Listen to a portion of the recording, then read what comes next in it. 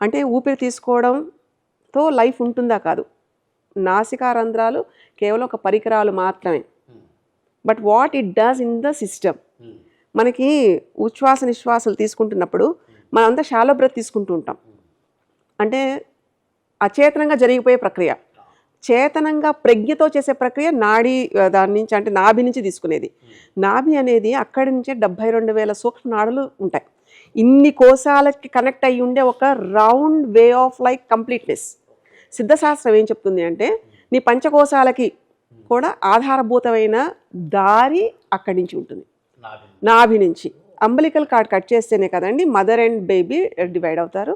Even మనకి పిల్లలకి చూడండి, లోపల ఉండే ఒక ఎన్విరాన్మెంట్లో ఉన్నప్పుడు సేఫ్గా సెక్యూర్డ్గా ఉంటున్న ఆ ఫీటస్ మేధస్సుకి బయటికి రాగానే అది వెంటనే కట్ చేసేయడం వల్ల నా స్కాన్లు చూస్తే అన్నీ పర్ఫెక్ట్గా ఉంటాయి, కానీ పిల్లలు అవస్థపడుతూ ఉంటారు చాలా కేసెస్లో.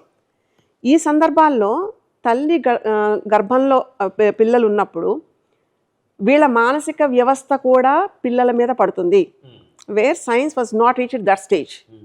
కానీ ఇవన్నీ మన పురాణాలు, మన ఉపనిషత్తులు, మన వేదాలు ఇవన్నీ పూర్వం నుంచి చెప్తున్న ఘోష ఇది.